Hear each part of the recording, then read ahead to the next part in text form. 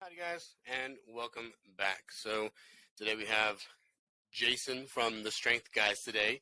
And so the Strength Guys are a group of coaches in the powerlifting community, and I'm sure if you're not a powerlifter, you can still get their expertise in the strength and conditioning world. But my goal today, and I kind of want to learn about who Jason is and what he's been doing and his role in the Strength Guys as one of their coaches. So Jason, thanks for coming on, man. Yeah, thank you for having me on. I really appreciate this.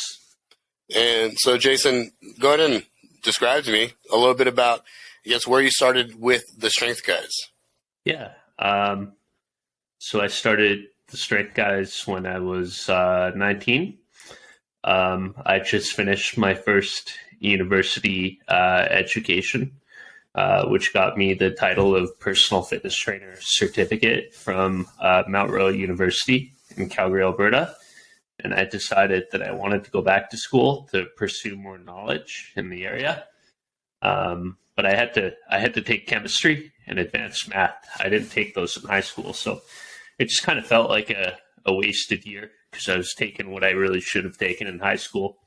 And so I partnered up with a buddy of mine from the personal fitness trainer program named Anthony Walker. And we kind of just agreed that we wanted to network on Twitter, which was quite popular at that time in the strength and conditioning community while we got our kinesiology degrees. So I just started putting out information every day for a year. We never sought out to become an online coaching company or anything like that. But after about 10 or 11 months of tweeting thoughts every day, we got a decent following, and people started requesting online programming from us. So the first few we said no, and then we realized that there was a business opportunity here, so we started saying yes. For the first 4 years of my career, I primarily worked in natural bodybuilding. And then I would say for the next 2 to 3 years of my career, it was actually a really rough time in our company. I considered folding it, but I did numerous internships in strength and conditioning under Brett Bartholomew, Daniel Noble, and Ryan Van Asten of the Calgary Flames. And also I was transitioning into coaching more powerlifting. So since then, for the past 3 years, I've been doing this for 11 years. That's how long we've been in business for as well. We really become a highly specialized group that works with powerlifters. And lately we have assembled a support team of physical therapists, sports psychology background. We call it mental skills coaching, biomechanics experts, exercise physiology experts, basically everything that we think an elite level powerlifter could need to take their game to the next level. And so that's where we are today. You guys have created almost a one-stop shop kind of idea within the powerlifting community. It's kind of insane and really cool to see from seeing the sport grow from something so small, and then seeing what you guys are doing and where it's going to continue to grow towards. You're creating an entire community and an environment that's good for performance, and then you're specializing in high performance. But then because you have such a wide variety of skills and background, you're not only able to help that like elite level powerlifter, you're also able to help somebody just who's coming in and wants to learn how to deal with it. And then as they progress in their own performance and professionalism, then you have the tools or the resources within your community that you can guide them to if so needed, right? If they're needing to help with a physical therapy, route. I saw you have 2 doctors of physical therapy on the team. Then it's all right there for them. I mean, you're creating a beautiful thing for any elite level or beginner athlete. Yeah, I appreciate that. Thank you. I got the idea from when I was with the Calgary Flames NHL team. I spent the 2021 season with the team. I was inside their COVID bubble, and I got to see how the medical team and hockey operations, all of that, the equipment staff, the strength staff, the staff who are making the meals for the players, the director of hockey operations who's booking all the flights and hotels and everything. I got to see the interplay of all that, and I thought that this could be a big advantage for our team. And since we've hired expertise with Alyssa Parton in exercise physiology, Charlotte Vidal in biomechanics, and Dominic Violi and Emily Snee in physical therapy, and Brittany Russell in sports psychology, I feel like we've become like kind of the best team that you could be with as a young coach wanting to grow in the profession. Because if you get a specialized scenario that you've never worked with before, or you have a question, there's just so many people with domain-specific knowledge who can help you. And it's been really nice to work in this. I feel very fortunate and very spoiled to be able to pick the brains of so many smart team members. How often do you guys meet as a team? Do you guys have a central hub, or is everybody separated? Yeah, we have a bunch of group chats for ask for help or news or general, and those are generally going 7 days a week on something. So, and how many different? So if I'm a new client and I'm going to ask for your service, I know you have a lot of different coaches. How does somebody get placed with or select a specific coach? Yeah.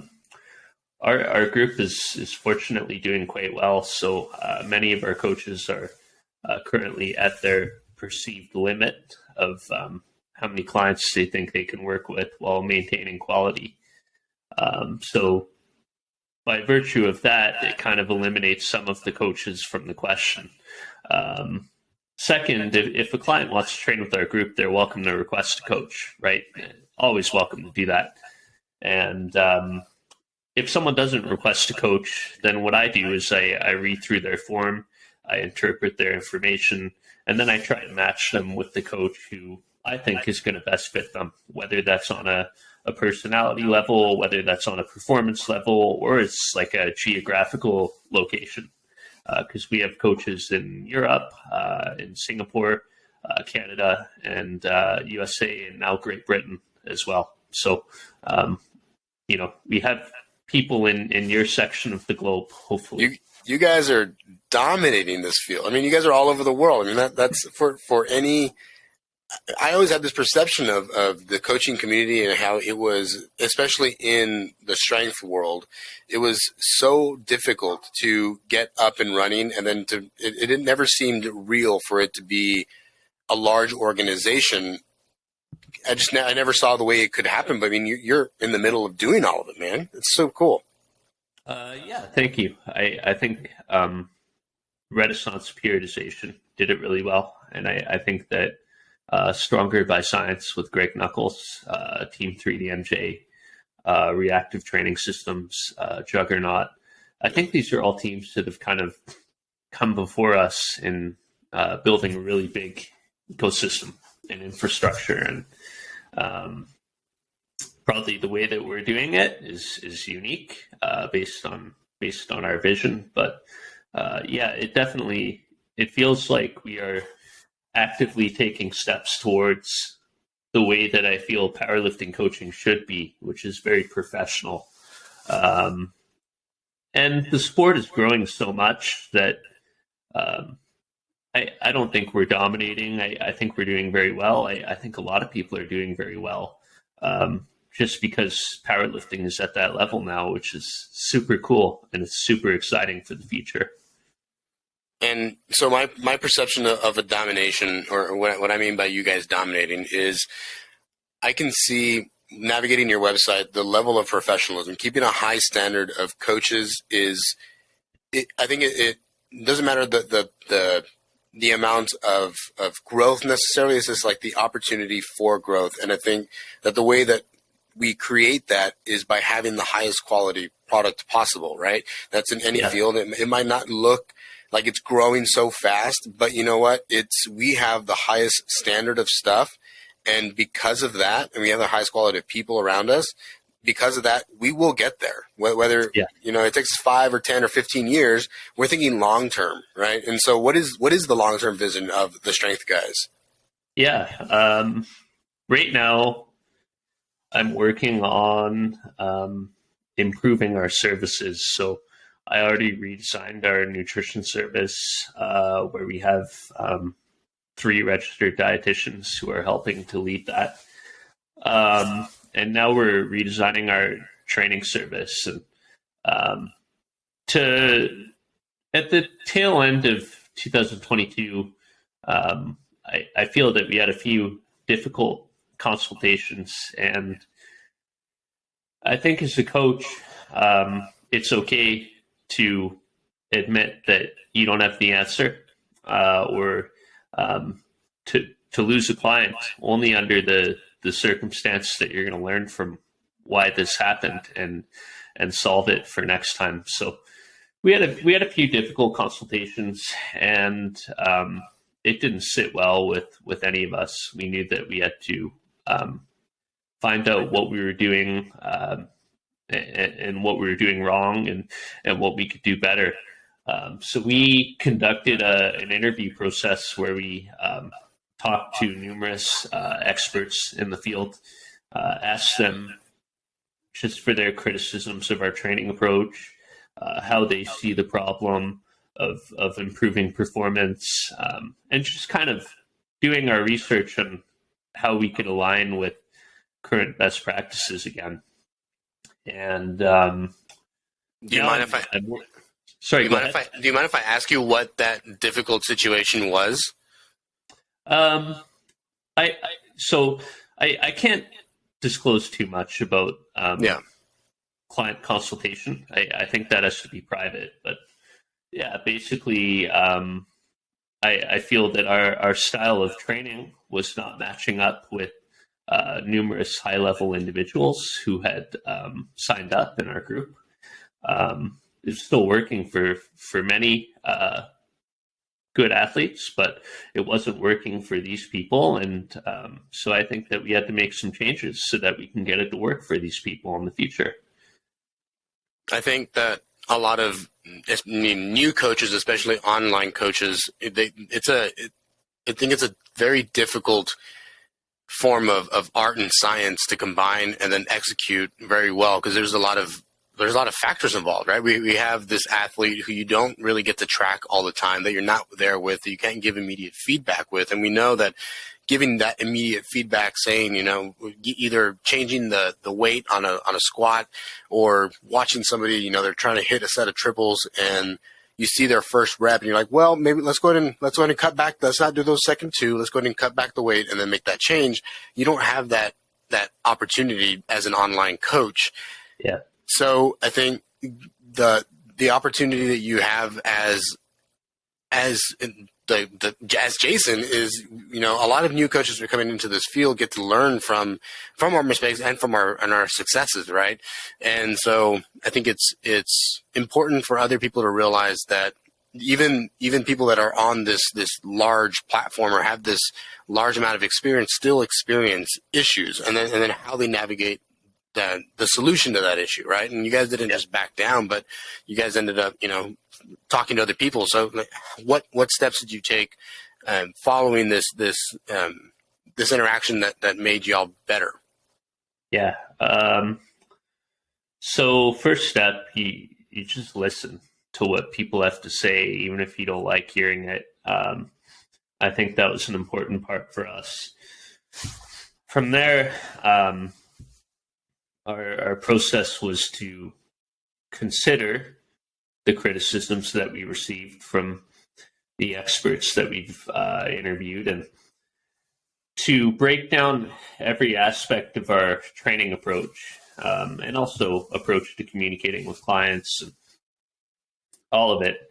And if we can't make a strong argument that what we're doing is the best practice for each component, then we have to do something better. What is the best practice, and how can we implement that? So this is the system of upgrades that we're making to our training system right now.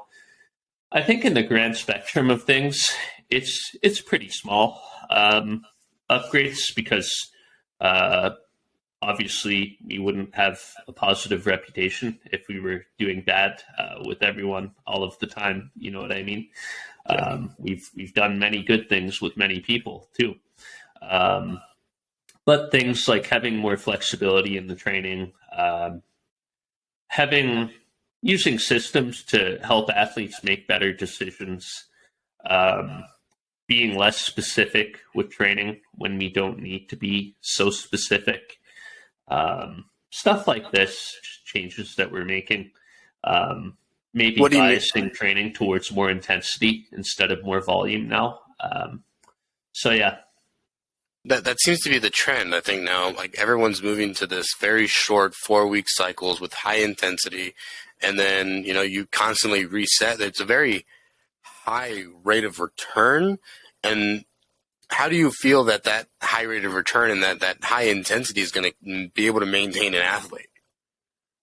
I don't see training in 4-week blocks. I don't support that idea.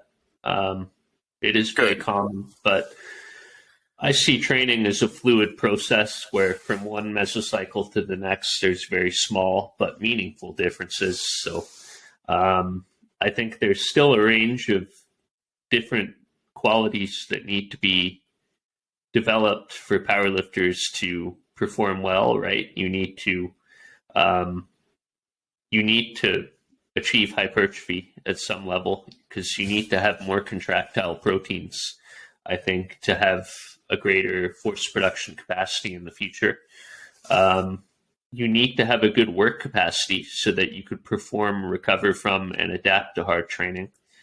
And so I think that if we never include training that has higher volumes at lower to moderate intensities to challenge for these adaptations, then I think we're limiting long-term progress. And I think this is discussed by the Dr. Pack, who did his research on the minimum effective dose of training required to increase strength in powerlifters. He did his PhD on it. And he said, these are the results. Very positive. People are getting stronger with 2 to 8 sets per week on main lifts. But it's not a long-term development system. And when we talk to other experts in our interview process, they say the same thing too. So we're like, good, we're on the same page. We have to develop hypertrophy and work capacity, and we also have to train with higher volumes over time to stimulate progressive overload and develop new strength at higher intensities. And then you have your peaking too. And I think the paradigm of training right now, and this is all important. I just think that our hypothesis of training is that if wellness and readiness are sufficient, there's a specific dose of volume and intensity that's required for you to increase strength. And that dose must go up over time unless you've had some change in your sensitivity to training, because maybe all you're doing is eating, sleeping, and breathing training now, and you have no stress, or maybe because you gained weight, or maybe because you lost weight, right? That changes the equation. And I think if I could just kind of like archetype or stereotype the hypothesis that I see right now, it's that if you manage fatigue well across those blocks, you're going to hit a PR at the end of the block. And I think that's primarily talking about expressing strength. You need to be able to recover to express your maximum strength and hit PRs. And I think too much of a focus on recovery during the training process will limit long-term development. So we focus on all these things. We think they're all important. I think we just see the problem a little bit differently.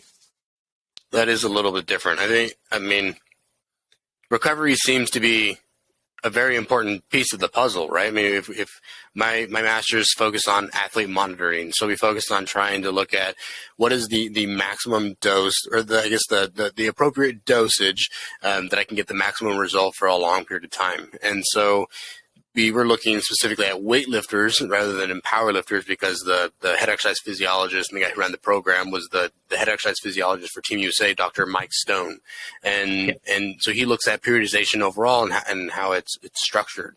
And so I've always been focused on looking at making sure my athlete can recover for the next training session, because if I've written a program well enough that it creates a lot of stimulation, but not so much to the point where we're starting to have damage and we can't recover, then we're making progress. So how do you guys perceive that differently? Yeah, so we're just not that focused on hitting all-time PRs, what seems to be throughout the entire training process. We're saving that for meet day, competition phase, or maybe if you've made a lot of progress later on in a competition prep macro cycle, not necessarily in the competition phase, but maybe you'll end up hitting a 3-rep PR that you've never done before, or a volume PR, and that will kind of lead the way for later PRs. I think maybe there's been a big influence of social media on powerlifting too. It's maybe the lifters who aren't able to post top sets but value social media and the community online feel like they're falling behind now, because their competitors hitting PRs 8 weeks out and they're just training, right? So I think there's different pressures at play. But yeah, I wholeheartedly agree that recovery is important. You're not going to perform well if you're not adequately recovered, at least.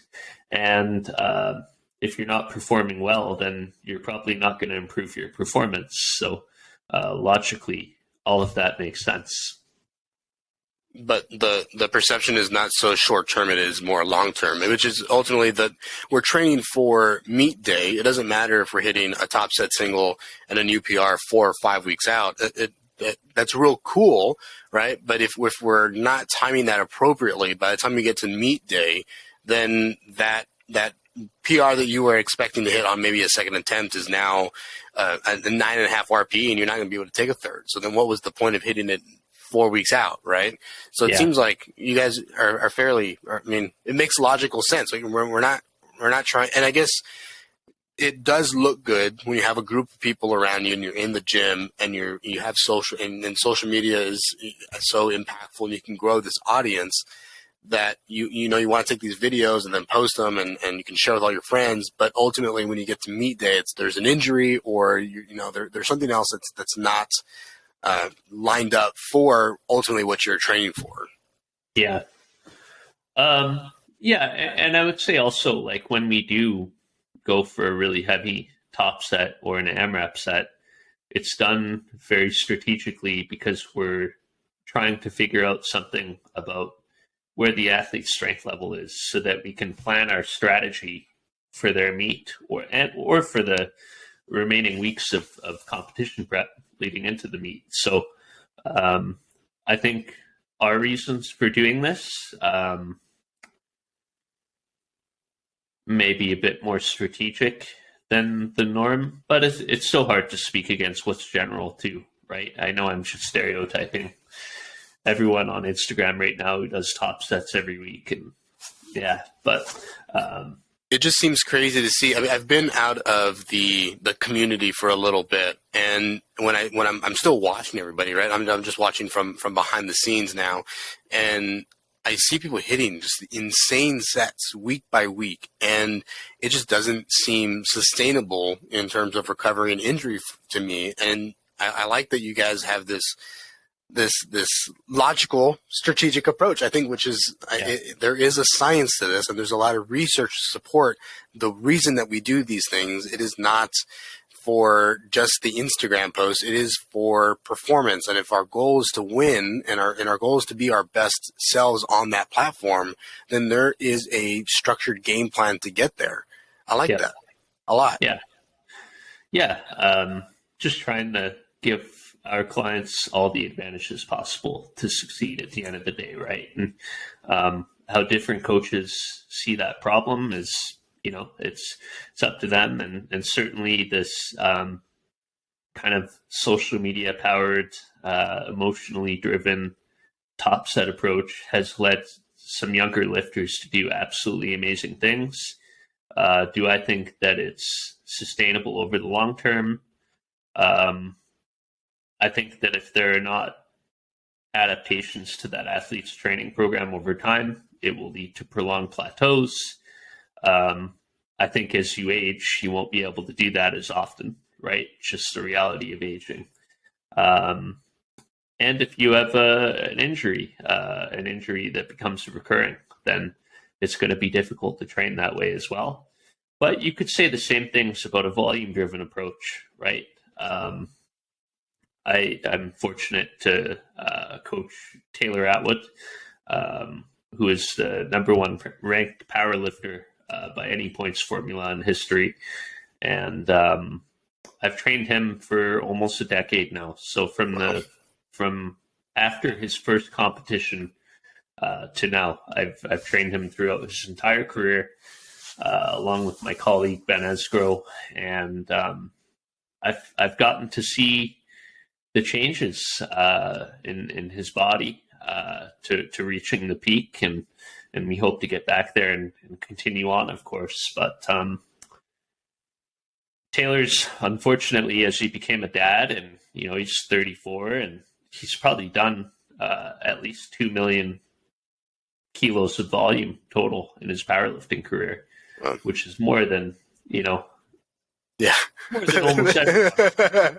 It's pretty insane. Yeah. You start to ask yourself these questions like, does Taylor need more volume, right? Like, can his body handle more volume? Or do we have to start to slice and dice the problem of improving his performance in a different way?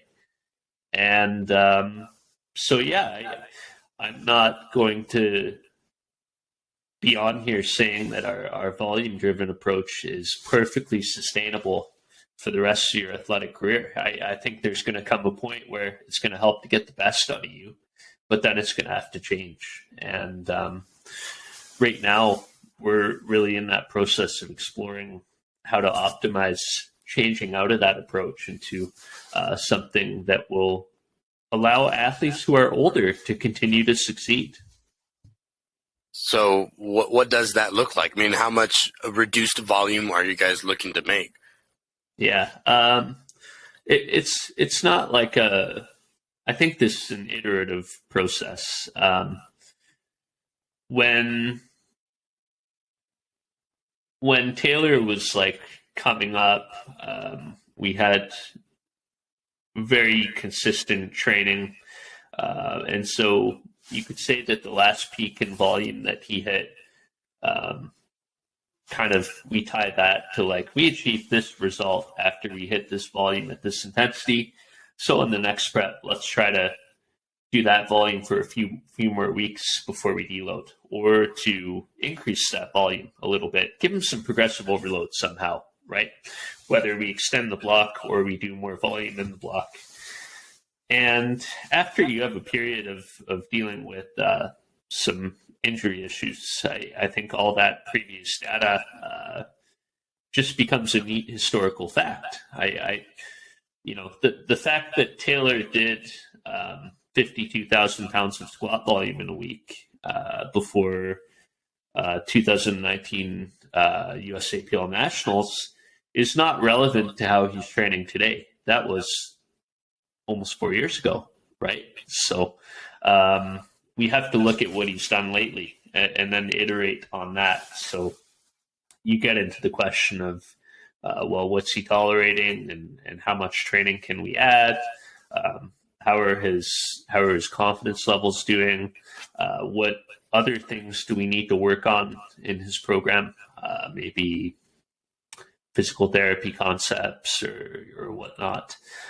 Or muscles that we just need to develop to continue to push his lifts forward. And we just iterate. And So yeah, I can't tie it to a statistic. Maybe if we talk in a few years, we can.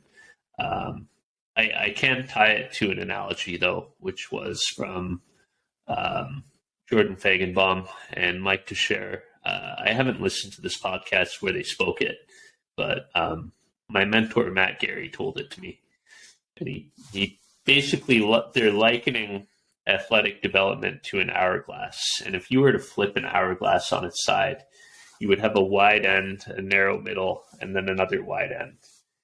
And the width of the hourglass represents the amount of variability that you should be doing in training throughout your life if you are an athlete. So in university, I studied long-term athlete development. I had my bachelor's in health and physical education. So really, if I wanted to go into teaching gym for younger kids, that's kind of what my university was structured towards. And when a kid is growing up, you want them to develop movement competence on land, air, ice, and in water, so that at the very worst, they're more likely to participate in physical activity in their future because they are competent. They're not going to avoid it. And at the very best, maybe you have a kid who likes playing soccer and baseball. And so he's playing soccer and baseball, and he's kind of like, these are the only two sports that I really want to play. So your hourglass of specificity is getting closer. But then he decides, I want to be a soccer player, and he cuts out the baseball. And now he's only training to specialize in soccer. And I think when you are specializing for a sport, you are going to reach a peak where volume and intensity and special training methods will take your performance so far.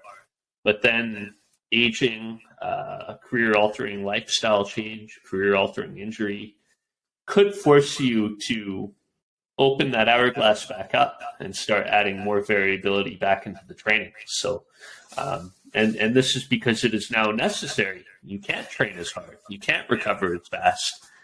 You have certain problems that you have to work around. And then as that hourglass continues to open back up, that's where we're exploring right now. What does this process look like for us? But I do believe that analogy to be true. I like that analogy a lot, right? We want to get our young kids into as many things as they possibly can. And then as time goes on, by their, I think it's junior, senior year of high school, we want to have them, if they're going to select a sport, that they have chosen that sport that they would then go to university and compete with, right?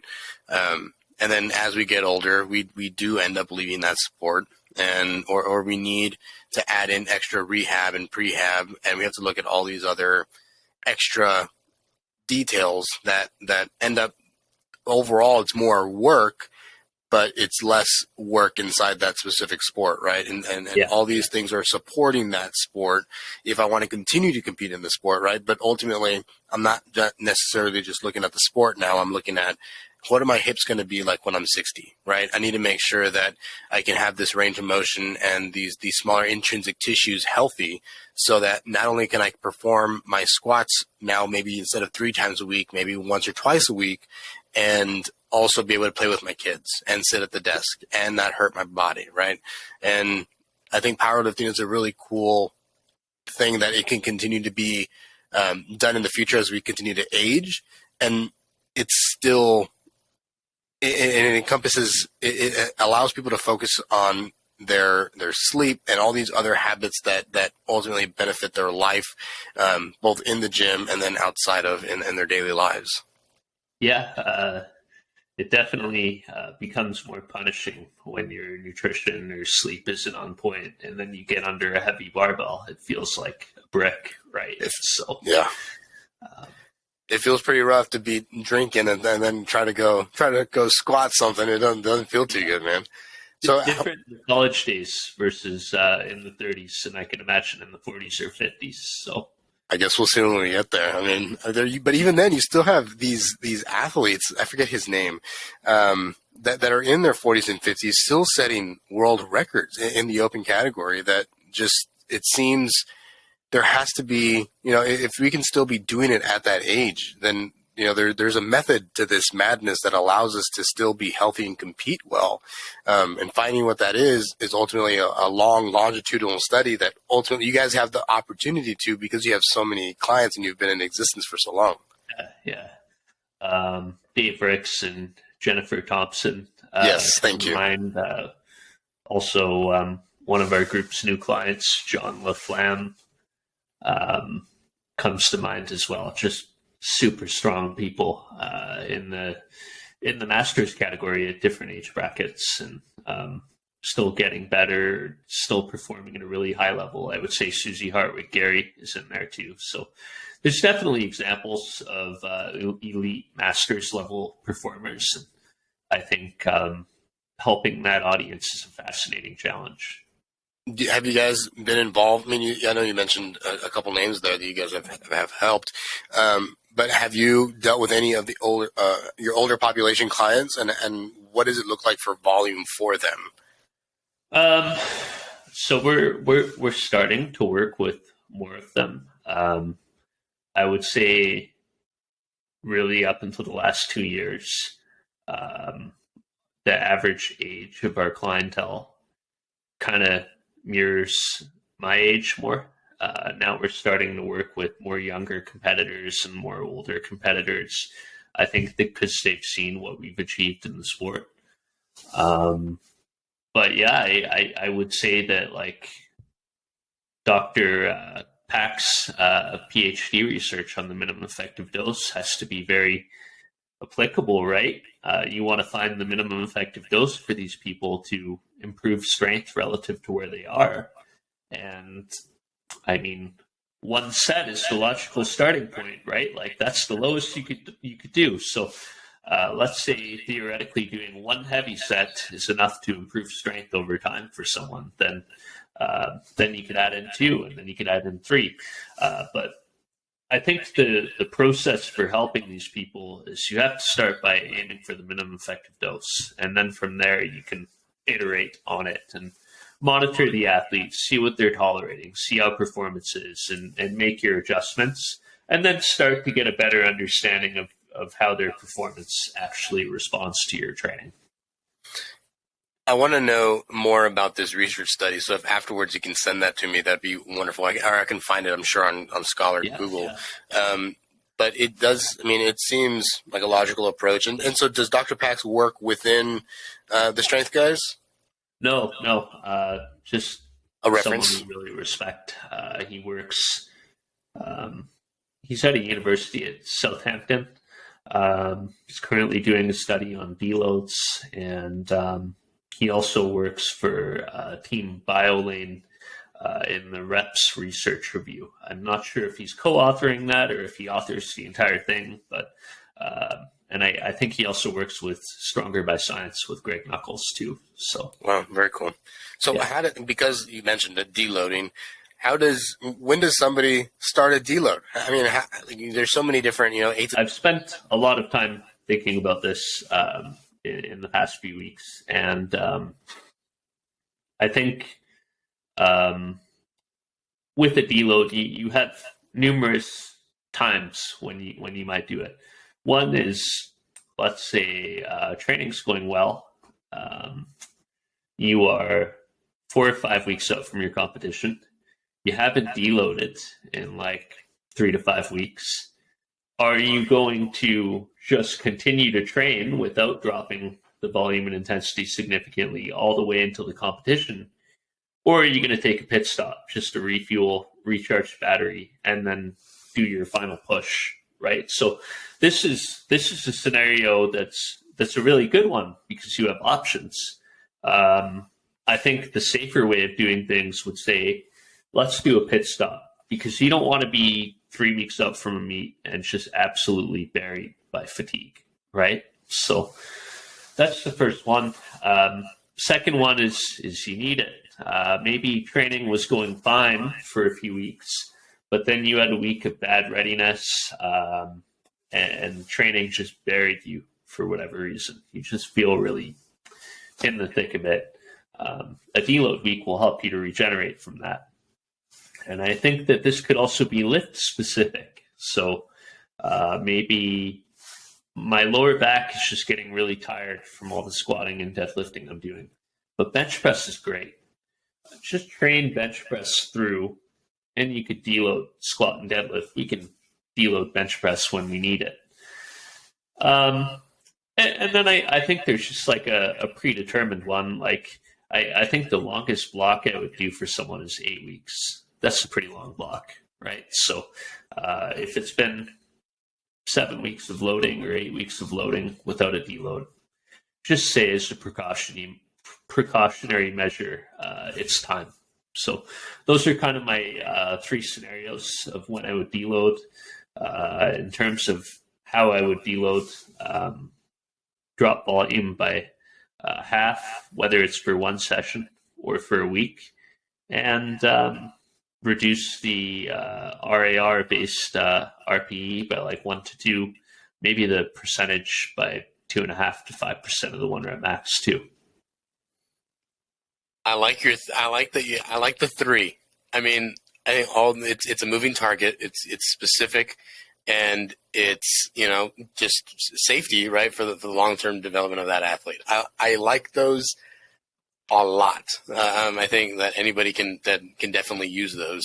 8 weeks to be under load seems like hell to any athlete. I mean, that's a lot of volume, and a lot of work for a long time. What is the perception of, or what is your perception of power-based training? So we have hypertrophy strength, and then we have some power development, right? Mm-hmm. At what point does a powerlifting athlete have to, if at all, incorporate the development of power? Yeah. So we use daily undulating periodization. So on one day, it could be targeting hypertrophy. On one day, it could be targeting power. And on another day, could be targeting strength if we're training 3 lifts, or a lift 3 times in 1 week. I use power training sometimes. I'm not going to say I use it often. Single effort power. So we're talking like singles at like 80%. And this should be very recoverable for you.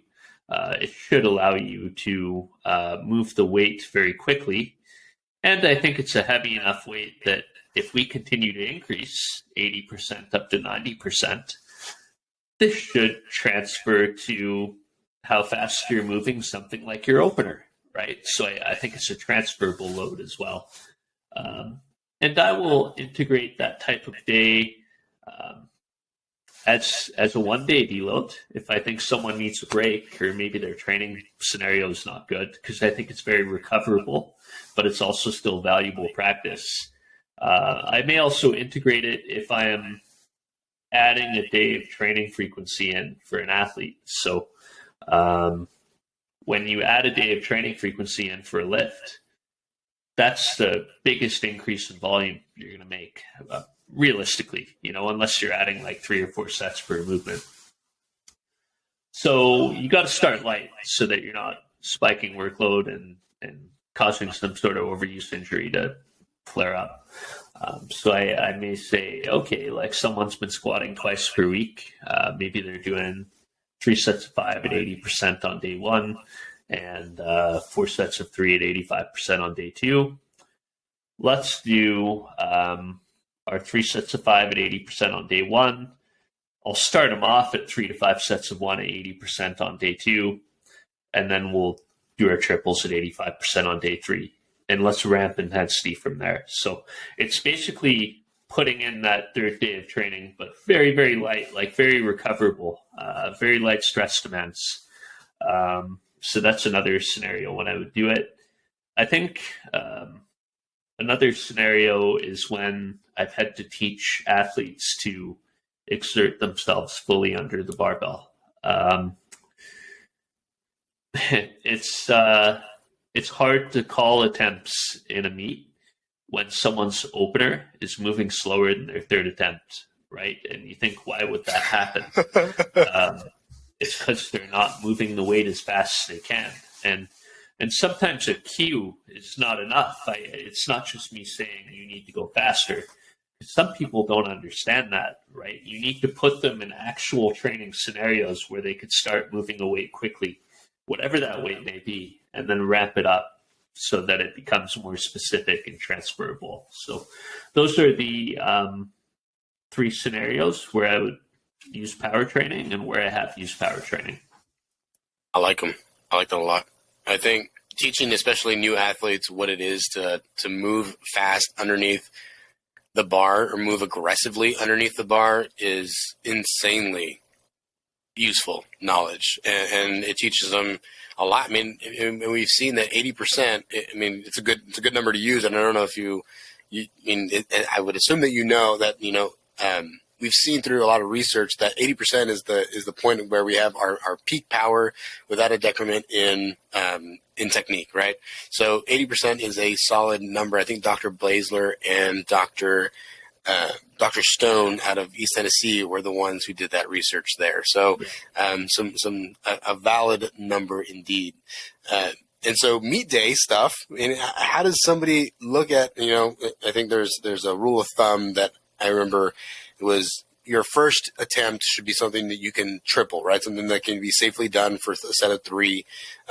Maybe your second attempt is something that was your top set single in training in your block, right? And throughout your training cycle. And then your third attempt is the one that we are going for, right? Yeah. What is your take on attempt selections? Yeah. So first of all, the weightlifting methods of attempting strategy does not transfer well into powerlifting.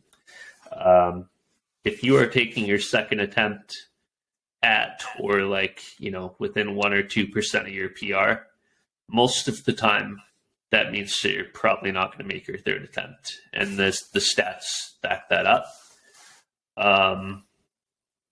I think the number was 63% of all competitors. I don't remember if this was men or women. I think it was men at the IPF World Championships, the highest level of the sport, missed their third attempts this last year.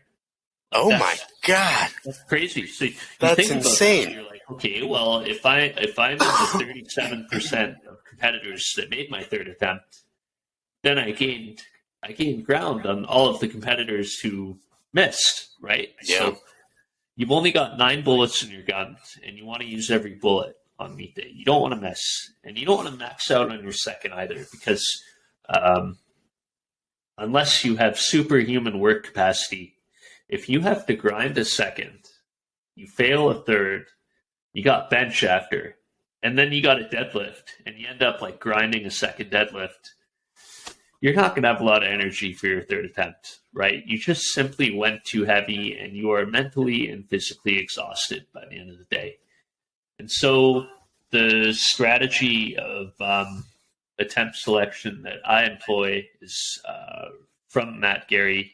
Matt is one of my valued friends and mentors. And his book is coming out very soon. He literally wrote the book on how to coach powerlifting meets, and I think it's coming out in the next 2 weeks. Very cool.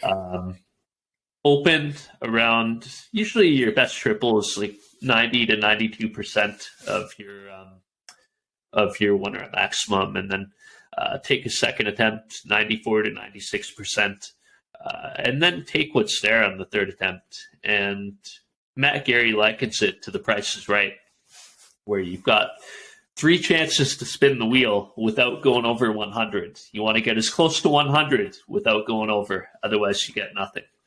And I know on Price is Right, they only have 2 wheel spins, but it's kind of the mentality that I think a powerlifting coach needs to have. So I don't call limit lifts in competition unless I have to, because there's very few athletes on my roster I would call a limit lift for too, because they have to have the technique and the psychology to rise to the occasion to do that. You may be strong enough to squat X many kilos, but are you going to be able to execute when the pressure's on you? Are you going to cut depth on that, or are you going to do it properly? There's a lot of unknowns with that. And I'm a probability player in powerlifting competitions. So my attempt selection will be whatever I think your limit is, minus 2.5 or 5 kilos. That's their attempt. Because that way we make it, we still have energy and confidence heading into the remainder of the meet. And I think this has just been a better placing way of competing. So actually, I track all my client results, and since 2021, my clients have made over 90% of their attempts, and that's like, I think, 102 performances now. So, wow, man, that's impressive. That is cool. And I do want to clarify, though my master's is specifically in the world of weightlifting, I competed at IPF Worlds 2 different times, and my background is more of the powerlifting, the powerlifting world. And so, though that my master's focused on that space, I think that my experience in the sport, I mean, I like the mentality and I like your approach. I think it's just a little bit different than my approach with my athletes. But obviously what you're doing is successful, right? It obviously works. And so it's nice to hear your perspective on how to navigate that field. Everybody's a little bit different. And so how do you gauge what 2.5 or 5 kilos looks like of their limit max, right? Yeah. This goes back to power, right? So in velocity-based training, an athlete is a good candidate for using velocity-based training in powerlifting if whenever I add X many kilos, so let's say whenever I add 10 kilos onto the bar, it produces 0.03 meter per second decrease in speed compared to the last rep, right? And if you had that pattern from, a 10 kilo barbell all the way up to your 1RM, and it was like perfect. Whenever I add 10 kilos, I lose this much speed. You would have a perfect correlation between adding 10 kilos and losing speed. And that means that you could actually predict your 1RM with really good accuracy using velocity-based training. And I think it would mean that you're a very good candidate for prescribing training load by saying, I want you to do 5 reps in the range of 0.3 to 0.4 meters per second on back squat, instead of saying percent 1RM. Yeah. Well, if you have a competitor whose opener is slower than their second, and their second is faster than the opener but slower than their third, you have no idea how to predict what that person has in them, right? You're watching this and you're like, why are you getting faster as I add weight more? So you need to see a decrease in speed. So actually, like I'm looking at the person and I'm running a load velocity regression in my head. I'm like, how much more do I think they have? And I before I coach in a competition, I try to memorize the way their heaviest lifts moved in their last heavy session, so I can kind of gauge performance there versus what I'm seeing now.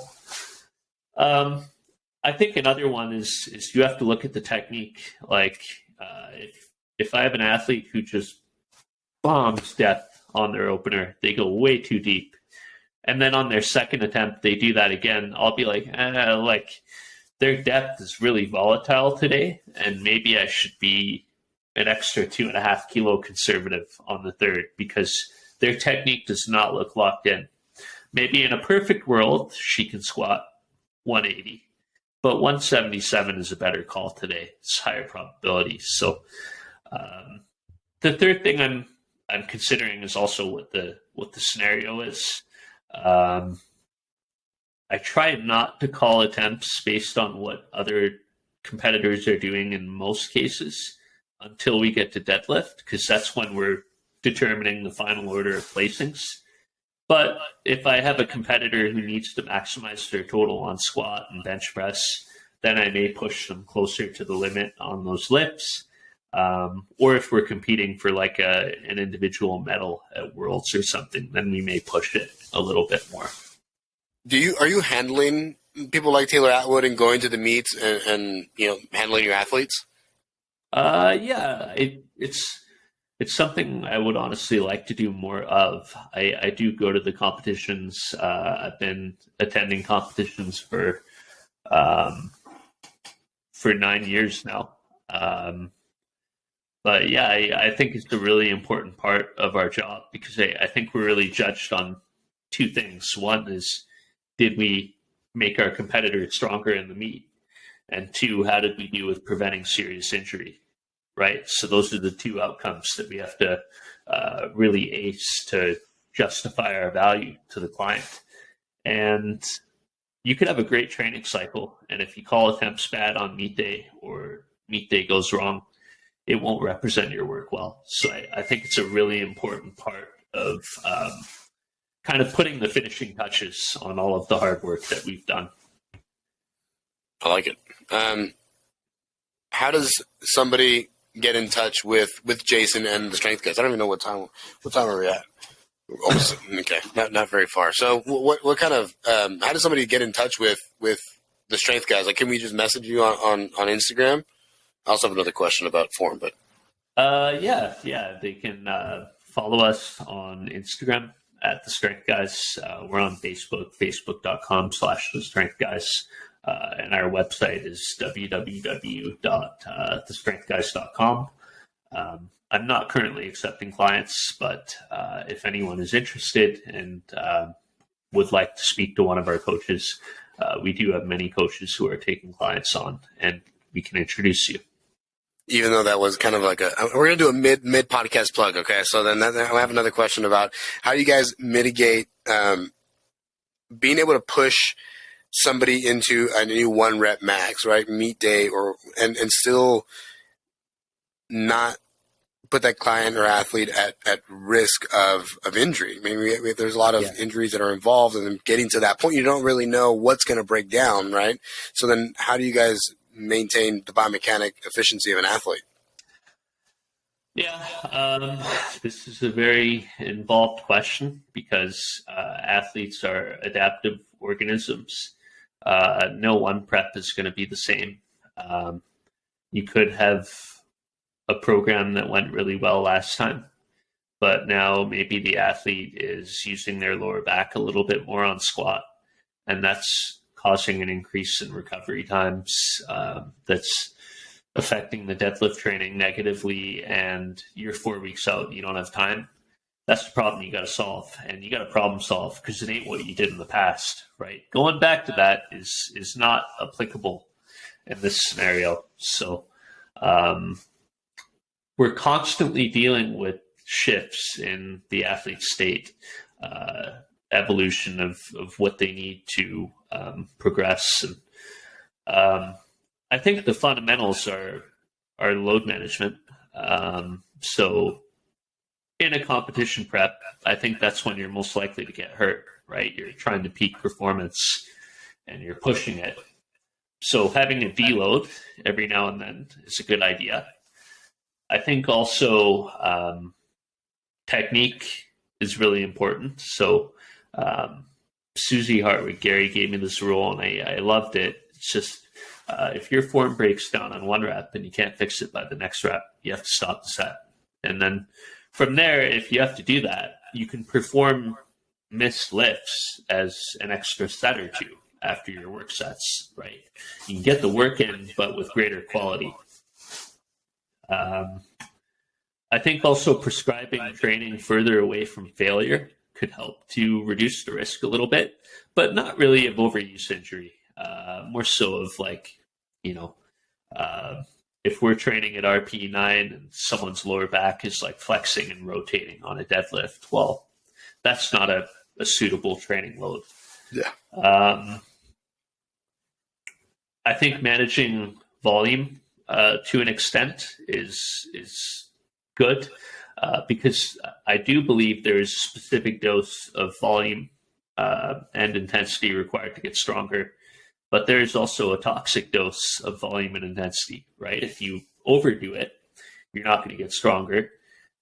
And if you underdo it, if you don't train with enough volume or intensity, you're not going to be prepared for when you have to train with volume and intensity. So I think if you underdose it or if you overdose it, you're going to run into trouble, right? So this is our iterative process of watching an athlete train and adjusting their program over time by looking at their data, looking at their videos, to kind of find this sweet spot range of where they seem to be responding best to training.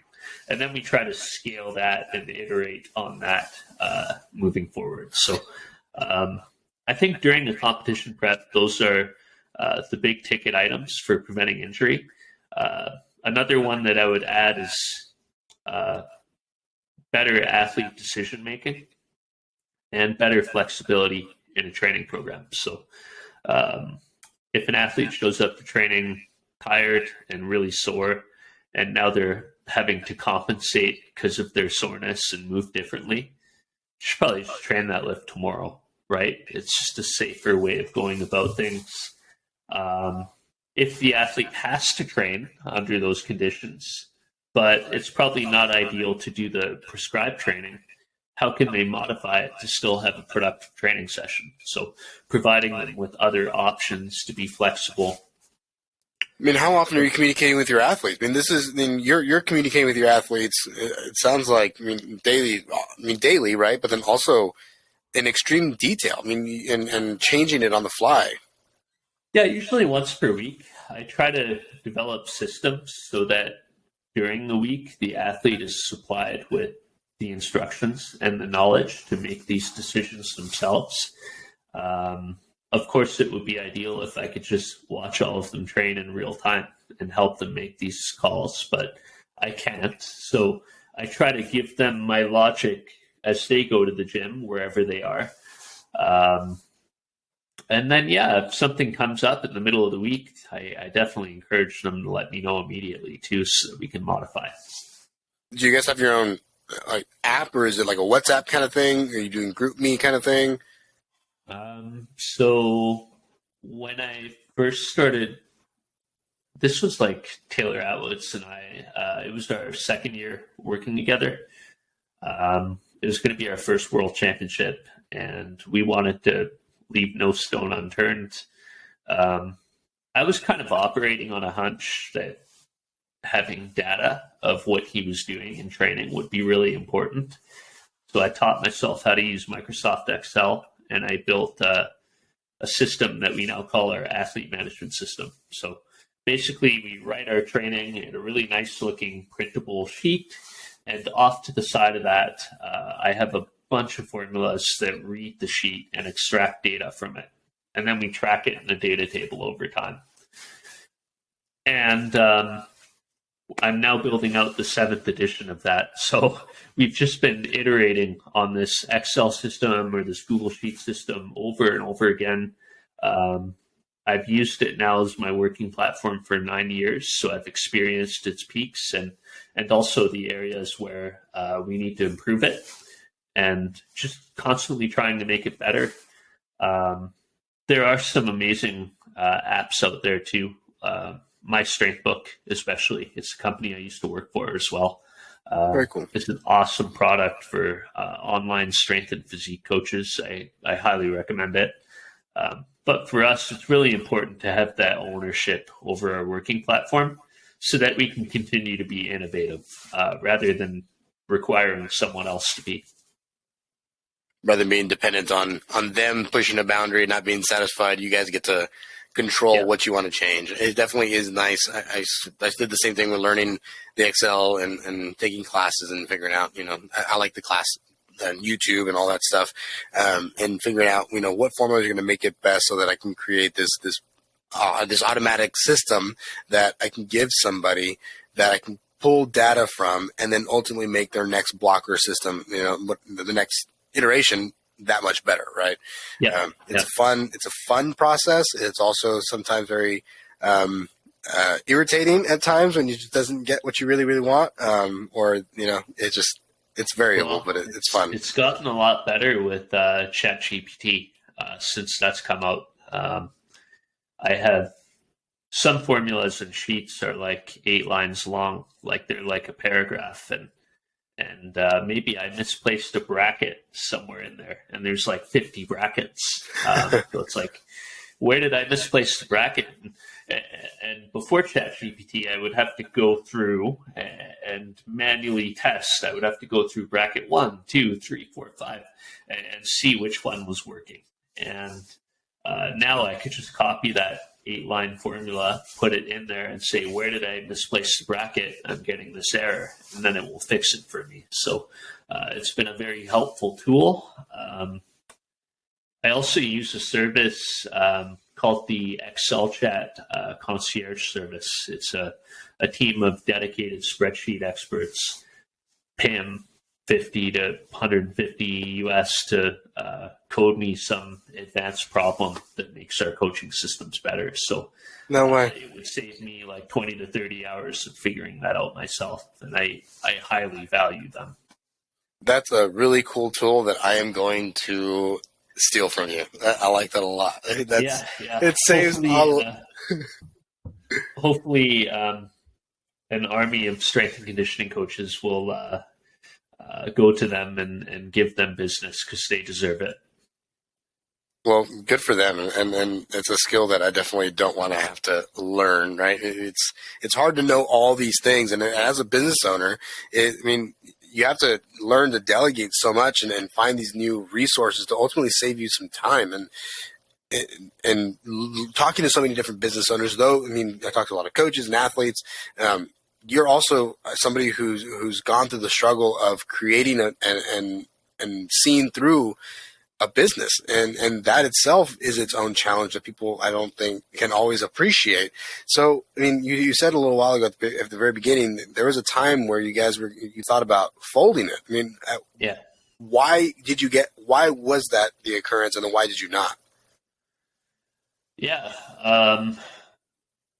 I think the success of our group is largely tied to whether or not we've been able to win with our clients, because I think competitive powerlifters want to win, and if they're not winning, they want to get the advantages they need to win, right? And I think that kind of determines the coaching landscape to a large extent of who's hiring who. And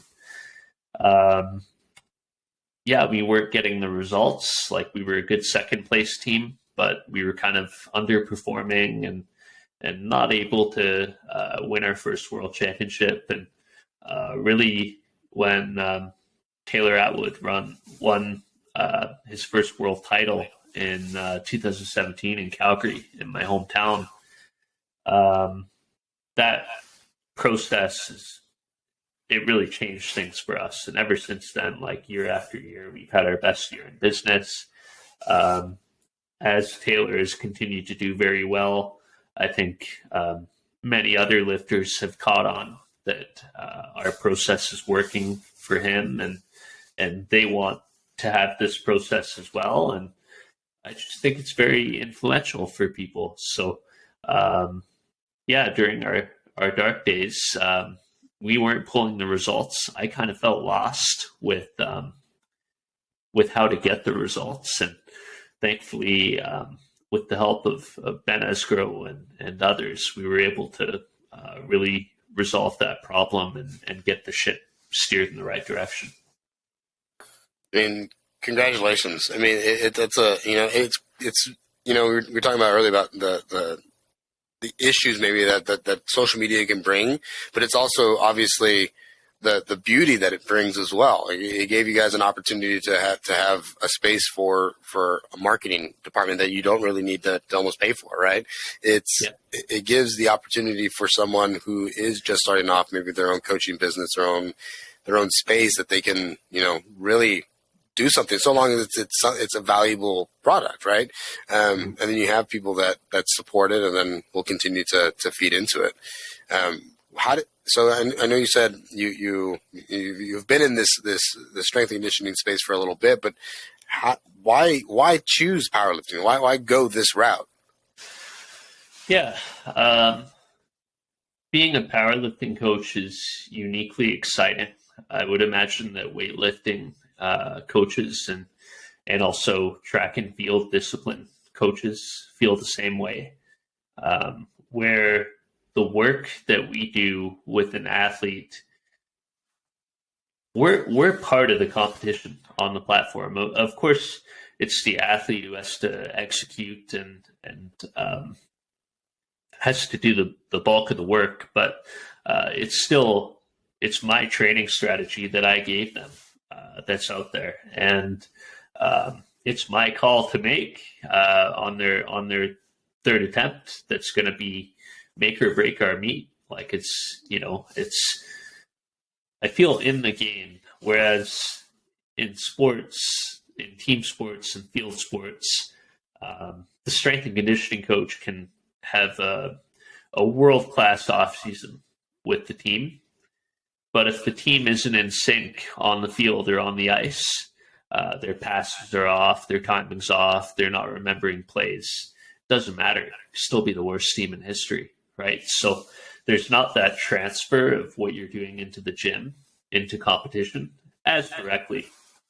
Whereas in powerlifting, it's like, if you get stronger at squat, bench, and deadlift in the gym, you should get stronger on meet day. So like, we're there, like we're in it. I just find it very exciting. Did you compete in team sport and in powerlifting? I tried team sports growing up. I tried everyone and never really stuck. Actually, the longest sports I played were golf. I've been a lifelong golfer probably since I was like 5, and then I curled for like a decade as well. And that's then I cool. did powerlift and I did compete in natural bodybuilding too. But I would say I always had an inclination towards individual sports for whatever reason. I think individual sports is you're not dependent on on hopefully the other individual, not drinking the night before or taking care of themselves, or it is you step on that platform and all the work that you did is, it's right there. It's represented. And ideally, if you did everything right, and even then, sometimes even then you do everything right and it's still not what you thought it was going to be on that meet day, right? You never know. But if you can create a system, then you can have a pretty damn good idea that once you get on meet day, you are going to the work is going to prove itself, right? Yeah. And